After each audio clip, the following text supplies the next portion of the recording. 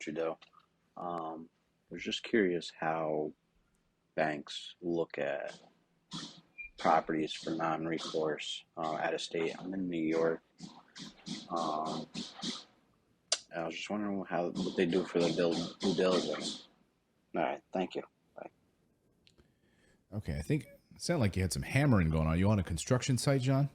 Um, so John's question is about non-recourse financing and how do banks look at that out of state? Well, first of all, again, at Morris Invest, at our company, we work with a number of banks that do non-recourse financing, but we've built relationships with those banks over the years. Okay, so these banks have they look at our properties. They are intimately familiar with the demographics, the neighborhoods, the cash flow on these properties. They know all of that, and so we have been able to develop these relationships and also negotiate lower interest rates. So interest rates are going to be much lower when you work with our team and our non-recourse financing because we've had these relationships for many, many years.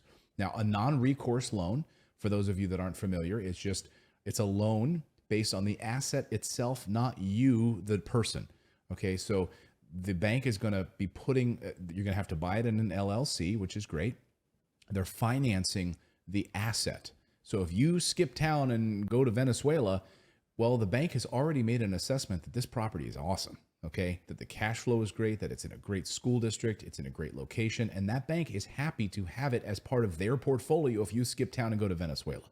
Okay, it's totally different than other banks with their traditional financing, right? Like during the mortgage crisis in 2008, banks did not want to be owners of properties, okay?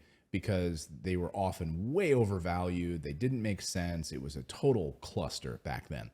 Well, non-recourse financing banks understand what they're buying. They're buying the best assets in the best neighborhoods with the best cash flow in the best school districts, and they are fine and happy to put up funding as a result of that, okay, on the asset itself. Now, as far as like out of state, what you really need to do, it depends, is just I would work locally with your banks locally, John, to be honest with you. Just call up local banks and talk to them about non-recourse financing. And what you're going to find is you're going to get a lot of bankers that are going to say, what? No, we don't do that. We don't do that. And you've just got to shop around. And you eventually will find a bank or two that's because more and more banks are now starting to do this. And we have banks now that are coming to us trying to compete with the other banks that we currently use, because they see the value in this, right? First of all, they can get a little bit of a higher interest rate than you can with a traditional mortgage, but they also the risk for them, like they're reassessing their risk, because now they're saying, wait a second, this is an amazing asset. So yes, we will add this to our balance sheet, and if this person skips town and can't make a payment, well, we as the bank are going to take ownership of this asset, and that's wonderful. Remember McDonald's, the old story about McDonald's. McDonald's isn't a hamburger company, right? McDonald's is a real estate company. You know, they buy the best real estate on the best corners in America. They are a real estate company that happens also to sell burgers. And so banks see this as well and are starting to come around on this idea that and banks are buying crypto. You know, buying real estate in crypto and having it in their portfolio is not a bad idea, right? Like that's what we preach on this show, and banks are starting to pay attention to that. So out of state, I just would shop locally, John, to be honest with you. I would talk to your local banks because they're going to give you the best deals for financing in your backyard. If you're trying to do it across state borders, it doesn't really make sense. I mean, the banks that we work with local banks in our different areas who they drive out. I mean, they're driving out watching the new construction on our properties being built. So they're coming to us. They're seeing the tenant being placed in the property. They're meeting with the property management company. So they're local. You know, they're not going to do this remotely. They're going to do it because they are there in the town and they know the neighborhood and they know the school district.